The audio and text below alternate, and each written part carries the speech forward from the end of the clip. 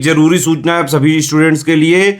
Study for civil services का Android app Google play store में आ चुका है, उसको प्लीज तुरंत इंस्टॉल कर लीजिए।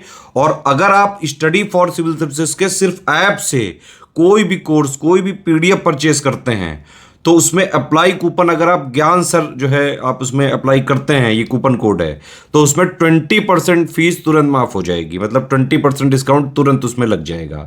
ज्ञान सर लिखना है, नॉर्मली ज्ञान सर, स्मॉल लेटर में है सब कुछ, कोई स्पेस नहीं, कोई कॉलम नहीं, सिर्फ ज्ञान सर, GYANSIR। इस तरह से अगर कूपन कोड लगाते हैं आप ऐप में बाई करने से पहले, जो अप्लाई कूपन वाले में आता है, तो 20% का डिस्काउंट तुरंत मिलेगा। वीडियो देखिए। हेलो दोस्तों, स्वागत है आपका सी सेट प्रिपरेशन के इस चैनल पर। आज की इस क्लास में हम लोग सी सेट के टॉप 1500 प्रश्नों की श्रृंखला में एक क्लास को और आगे बढ़ाएंगे। यह क्लास सभी प्रकार के स्टेट पीसीएस एग्जाम और वनडे एग्जाम के लिए अत्यंत महत्वपूर्ण है। तो चलिए दोस्तों, आगे बढ़ते हैं अपने क्लास की ओर। यहाँ पर प्रश्न संख्या 63 दिया है। इससे पहले की वीडियो में हम लोगों ने 62 नंबर तक के क्वेश्चन का डिस्कशन कर रखा है। अगर आपने नहीं देखा है तो आप प्लेलिस्ट में जाकर जरूर देखिएगा। क्वेश्चन कुछ इस प्रकार है, the average age of a group of student in a school is 14 years. If 20% of them have an average age of 12 years and 40% have an average age of 16 years, then the rest student have an average age of. Same यही data English में दिया है। एक school में छात्रों के एक समूह की औसत आयु 14 वर्ष है। यदि उनमें से 20% की औसत आयु 12 वर्ष और 40% की औसत आयु 16 वर्ष है, तो बाकी छात्रों की औसत आयु क्या होगी। देखिए, आपको ये क्वेश्चन हल करने के लिए प्रतिशत भिन्न स्वरूप की आवश्यकता पड़ेगी, परसेंटेज फ्रैक्शन वैल्यू, जिससे आप क्वेश्चन आसानी से कर पाएंगे। 100% जो होता है इसकी परसेंटेज फ्रैक्शन वैल्यू होती है 1, 20% की परसेंटेज फ्रैक्शन वैल्यू होती है 1/5 और 40% की परसेंटेज फ्रैक्शन वैल्यू जो होती है 2/5। तो देखिए, अब इसका यूज जब करेंगे तो आसानी से क्वेश्चन बन जाएगा। स्कूल में मैक्सिमम स्टूडेंट होंगे 100%, तो आप लिखेंगे 14, ये हो जाएंगे 100% की एज। आगे 20% की बात करेंगे तो 1/5 इनकी जो एज बनेगी ये होगी 12 वर्ष और फिर 2/5 इनकी जो एज होगी ये होगी 16 वर्ष। अब इसके बाद देखिए, 20% यहाँ पर, 40% यहाँ पर, 60 हो गया, बच कितना रहा 40%, मतलब 2/5 और इनकी एवरेजेस है x ईयर्स। अब इसको कैलकुलेट करना है तो आप इस 5 को इधर ट्रांसफर करेंगे, 14 × 5 और बराबर में 12 और प्लस 16 दूना 32 और प्लस में 2x। 32 और 12 हो जाएगा 42, 42 को इधर ट्रांसफर कीजिएगा, 70 माइनस 42 44 और बराबर में 2x। तो x बराबर मिलेगा 13 वर्ष। तो इसका जो सही उत्तर बनेगा 13 वर्ष। विकल्प ए इस क्वेश्चन का सही उत्तर हो जाएगा। अगले क्वेश्चन पर आते दोस्तों। क्वेश्चन नंबर दिया 64। If the length of the sides of a triangle are in the ratio of 3, 4 and 5 and the circumradius of the triangle is 13 centimetre, then the length of the largest side is। देखिए, किसी त्रिभुज की भुजाओं की लंबाई का जो अनुपात है 3, 4 और 5 के अनुपात में, यदि त्रिभुज की परिधि 30 सेंटीमीटर है तो सबसे बड़ी भुजा की लंबाई बताइए। देखिए, यहाँ पे परिधि या फिर आप परिमाप मान लीजिएगा। परिमाप कितना दे रखा है 30 सेंटीमीटर। तो आपसे पूछ रहा है सबसे बड़ी भुजा बताइए। तो परिमाप त्रिभुज का क्या होता है a + b + c। आप इसको जोड़ेंगे तो आपको 30 मिलेगा। अब जो भुजा का अनुपात दिया 3, 4, 5, मतलब a की वैल्यू 3x, b की वैल्यू 4x और c की वैल्यू 5x। इन सबको जोड़ने पर मिलेगा 30। 5, 4, 9, 3, 12, तो 12x बराबर 30 हो जाएगा। x की वैल्यू आपको मिल जाएगी 2.5। अब इसमें सबसे बड़ी भुजा पूछा तो 2.5 में गुणा कराएंगे 5 का, तो आपका आंसर आएगा 12.5 सेंटीमीटर। ये इसका सही उत्तर होगा। इसमें जितने विकल्प दिए ये गलत है दोस्तों, तो 12.5 इसका आंसर बनेगा। अगले क्वेश्चन पर आते हैं। अगला क्वेश्चन कुछ इस प्रकार है, यहाँ पर दिया हुआ 65। 81 chocolates have to be distributed among 4 friends P, Q, R and S. Which of the following could be the ratio of in which the chocolates are divided। देखिए, 81 मतलब 81 चॉकलेट को 4 दोस्तों ABCD यहाँ पर दिए, मतलब ये PQRS है, इनके बीच में वितरित किया जाना है। तो किस अनुपात में चॉकलेट विभाजित हो सकते हैं। कोई दिक्कत नहीं, आप सभी विकल्प को चेक कर लीजिएगा। जिसका रेशियो आपको 81 देगा वही आपका सही आंसर बनेगा। तो इसमें क्या करना है कि आप इन सबको जोड़ कर देखेंगे, 1/12, 1/19, 1/9, 1/11, एक एक करके चेक करते हैं। तो हम चलिए विकल्प डी से शुरू करते हैं। ये बस एक इत्तेफाक है कि हम डी से स्टार्ट करने जा रहे हैं, कोई जरूरी नहीं आप ABC कहीं से भी शुरू कर सकते हैं। देखिए, अब जब डी से हम लोग शुरू करेंगे तो क्या लिखेंगे, देखिए 1/12 और प्लस 1/18 और प्लस 1/9 और प्लस 1/2। अब इसको जब देखेंगे तो इसका एलसीएम हो जाएगा 36 एलसीएम हो जाएगा। और यहाँ पे इसको हल करेंगे तो ऊपर मिलेगा 3 + 2 और +4 और +18। 18 4 22, 22 और 5 27, तो ये हो जाएगा 27/36। देखिए 27/36 की वैल्यू दिया 81, कैलकुलेट करेंगे कट जाएगा, यहाँ से ये 3 बार में कटेगा और ये 36, एक की वैल्यू 108 आ जाएगी, अर्थात ये पॉसिबल है। देखिए यहाँ पे 27 आ रहा है ना, 27 आ रहा है, ये 81 का मल्टीपल है, तो ये संभव है। तो इसका जो सही उत्तर बनेगा विकल्प डी बनेगा, है ना। ये जब भी ऐसे क्वेश्चंस मिलते हैं ना, तो जब आप बैक साइड से शुरुआत करेंगे तो जल्दी बनने के चांसेस रहते हैं, तो इसका सही उत्तर हो जाएगा विकल्प डी।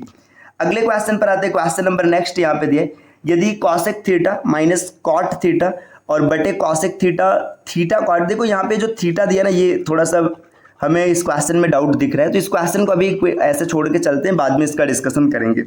अगले क्वेश्चन पर आते हैं, क्वेश्चन नंबर 67 दिया है, निम्नलिखित में से कौन सा विकल्प वृत्तिक नैतिकता में कभी भी शामिल नहीं हो सकता? Which of the following can never be included in professional ethics, तो प्रोफेशनल एथिक्स में कौन शामिल नहीं है? देखिए यहाँ पे दिया जा रहा है गोपनीयता, है ना, गोपनीयता की बात करेंगे तो ये शामिल होगा, उत्तरदायित्व ये भी शामिल होगा, समय की पाबंदी ये भी शामिल होगा, लेकिन कंपनी की आंतरिक नीतियों का उल्लंघन, अब कंपनी की जो आंतरिक नीतियां हैं, है ना, मतलब जो इंटरनल पॉलिसीज है, अगर आप उसका वायलेशन कर रहे हैं तो ये कभी भी वृत्तिक नैतिकता में नहीं आएगा, तो ये इसका सही उत्तर बनेगा विकल्प सी। अगले क्वेश्चन पर आते हैं दोस्तों, क्वेश्चन नंबर 68, वृत्तिक संप्रेषण के बारे में निम्नलिखित कथनों पर विचार करें और असत्य कथन की पहचान करें। Consider the following statement about professional communication and identify the incorrect one. आपको बताना है कि प्रोफेशनल कम्युनिकेशन के बारे में इनमें से कौन सा गलत है। पहला पॉइंट दिया, श्रवण के लिए एकाग्रता की आवश्यकता होती है, लेकिन सुनाई देने के लिए एकाग्रता की आवश्यकता नहीं है। बिल्कुल सही। देखिए अगर श्रवण की बात करेंगे तो उसके लिए आपके पास एकाग्रता अर्थात कॉन्सेंट्रेशन होना चाहिए, लेकिन सुनाई दे इसके लिए कॉन्सेंट्रेशन की कोई आवश्यकता नहीं है, तो ये तो आपका सही है, आपको गलत को चूज करना है। शोर और संचार बाधाएं, इन शब्दों का आपस में गहरा संबंध है, ये भी सही है। आगे दिया है, एक बीपीओ पेशेवर को हमेशा ग्राहक को कॉल करने के लिए धन्यवाद देना चाहिए, लेकिन शिकायत करने के लिए नहीं, तो ये तो गलत है भाई, वो शिकायत कर रहे हैं आपके बारे में बता रहे हैं, तो इसके लिए भी आप उसे थैंक यू करेंगे। विकल्प सी इस क्वेश्चन का उत्तर बन जाएगा, ये यहाँ पर असत्य है। अगले पॉइंट पर आते हैं, क्वेश्चन नंबर नेक्स्ट दिया है, लुप्त संख्या ज्ञात कीजिए। 69 नंबर का क्वेश्चन, इसको थोड़ा सा जूम करते हैं ताकि यहीं पर इसको आसानी से सॉल्व किया जा सके। देखिए यहाँ पर ये बताना है कि इसमें कौन सा नंबर मिसिंग है। देखिए 3 5 2 और 8 दिए, 6 7 -1 और 13 दिए, 9 3 क्वेश्चन मार्क 12, 6 8 2 और क्वेश्चन मार्क। देखिए इसको आप बड़े आसानी से बना सकते हैं ऐसे। देखिए 5 और 3 8, पहले दोनों को जोड़ा गया तो लास्ट वाला लिखा गया, और 3 -5 किया गया, 3 -5 करने पर -2 आ गया। ठीक, आसानी से आप डिजाइन कर पा रहे हैं इसको। देखिए इसी तरीके से आगे बढ़ेंगे, 6 और 7 13, है ना, 6 में से 7 गया, -1 आएगा, ये सही हो गया। तो देखिए 6 9 और 3 कितना है, 12 है, बिल्कुल सही है। 9 में से 3 घटाएंगे तो 6 आएगा, तो सबसे पहले 6 भरेंगे, तो 6 भरेंगे, या तो ए सही होगा या तो सी सही होगा। आगे देखिए 8 और 6 14, और 8 में से 6 गया तो 2 बन जाएगा, 6 और 14 भरा जाएगा, तो विकल्प सी इस क्वेश्चन का उत्तर बनेगा। अगले क्वेश्चन पर आते दोस्तों, नेक्स्ट क्वेश्चन नंबर दिया 70, एक व्यक्ति किसी एक निश्चित बिंदु से दक्षिण दिशा की ओर 26 किमी की यात्रा करता है, फिर पूर्व दिशा की ओर मुड़ने के बाद 18 किमी की यात्रा करता है, और फिर उत्तर दिशा में मुड़ने के बाद 2 किमी की यात्रा करता है। वह शुरुआती बिंदु से कितना दूर है? देखिए पहले वो साउथ में जाता है 26 किमी, मान लीजिए आदमी यहाँ पर खड़ा था, साउथ में यहाँ से गया 26 किमी, ठीक, 26 गया। इसके बाद यहाँ से क्या होता है, पूरब की ओर मुड़ जाता है, पूरब की ओर मुड़ा और ये चलता है 18 किलोमीटर, तो यहाँ से ये 18 किलोमीटर आया। इसके बाद फिर यहाँ से क्या होता है, फिर उत्तर दिशा में मुड़ जाता है, तो उत्तर दिशा मुड़ने का मतलब ऐसे ऊपर मुड़ेगा और चलता है 2 किमी, है ना। अब ये पूछा जा रहा है कि प्रारंभिक बिंदु से कितनी दूरी पर है। प्रारंभिक बिंदु ये है, डिस्टेंस ये है ना, ये देखिए यहाँ पर है। अब इसको निकालने के लिए एक ट्रिपलेट बनाएंगे और इसको कैलकुलेट करेंगे। देखिए ये 18 हो जाएगा, 26 में से 2 जाएगा तो 24, है ना। 24 और 18, 24 का स्क्वायर 576, 18 का स्क्वायर 324, इसको जोड़ेंगे तो आपका ये हो जाएगा 5 3 8, ये 900 आ जाएगा। ये करड़ी में होगा, करड़ी में 900 का मतलब 30 किमी दूर होगा, तो इसका सही उत्तर बनेगा विकल्प ए, 30 किमी पर की दूरी पर होगा। अगले प्रश्न पर आते हैं, प्रश्न नंबर 71 दिया है, निम्नलिखित कथनों पर विचार करें। आपको इनमें देखना और इनमें बताना है कौन सा सही है। अभिकथन ए दिया है, एक सक्रिय श्रवण वह प्रक्रिया है जिसके लिए सदैव महत्वपूर्ण प्रयास की आवश्यकता होती है, बिल्कुल सही है। कारण इसका दिया, सक्रिय श्रवण वह प्रक्रिया है जिसमें इच्छा शक्ति और अभ्यास की आवश्यकता होती है, ये भी सही है। और जो आर है ये ए की सही व्याख्या भी करता है, तो इसका सही उत्तर हो जाएगा ए और आर दोनों सत्य हैं तथा आर ए का स्पष्टीकरण भी है, विकल्प ए इसका सही बनेगा। अगले क्वेश्चन पर आते हैं दोस्तों, क्वेश्चन नंबर 72 दिया है, निम्नलिखित कथनों पर विचार करें। तनाव शरीर के लिए सदैव हानिकारक होता है, तो सदैव हानिकारक होगा, ये कोई बात नहीं। अगर कभी किसी आप पॉजिटिव चीज के लिए सोच रहे हैं तो ये आपका लाभदायक हो सकता है, ये गलत है। दूसरा बिंदु दिया, तनाव मूल रूप से मानव शरीर के रक्षा तंत्र में से एक है, जिसके परिणाम स्वरूप एड्रेनालाइन हार्मोन्स के स्राव में वृद्धि होती, जो हृदय की दर में वृद्धि के रूप में देखने को मिलता है, ये सही है। आगे दिया, तनाव का व्यक्ति के शारीरिक स्वास्थ्य से कोई संबंध नहीं, तो ये गलत हो जाएगा, सिर्फ दूसरा सही है, तो इसका उत्तर बनेगा विकल्प बी, केवल 2।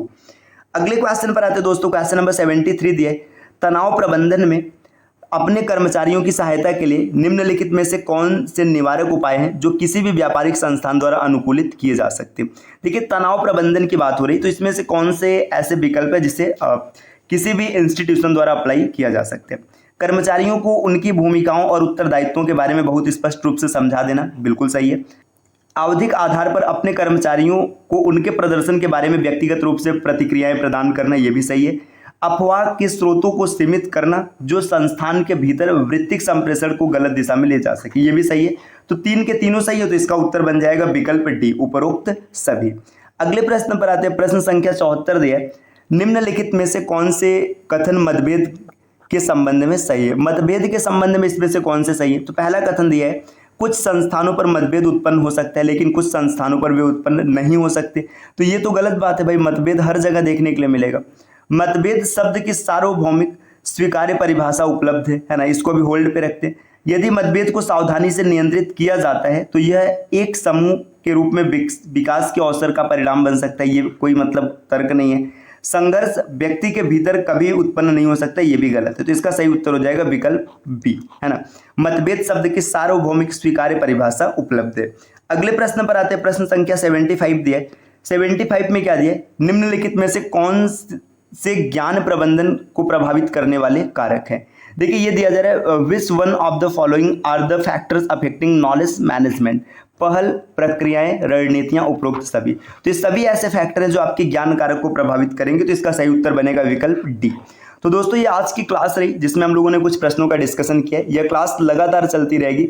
आपको सी सेट प्रिपरेशन के इस चैनल को सब्सक्राइब करना है, ये क्लासेस फ्री में देखने के लिए। लेकिन अगर आप टीम के पेड कोर्सेज से जुड़ना चाहते हैं पीसीएस के कंप्लीट प्रिपरेशन के लिए, तो इन दिए गए नंबर पर कॉल या व्हाट्सएप करके टीम के पेड कोर्स से जुड़ने की प्रक्रिया समझ सकते हैं। इसके अतिरिक्त देखिएगा, यहाँ पर ये ज्ञान सर का व्हाट्सएप नंबर है, आप यहाँ से व्हाट्सएप के माध्यम से भी जानकारी प्राप्त कर सकते हैं। तो दोस्तों, अब आपसे मिलते हैं अगले वीडियो में कुछ नए कॉन्सेप्ट के साथ, तब तक के लिए नमस्कार।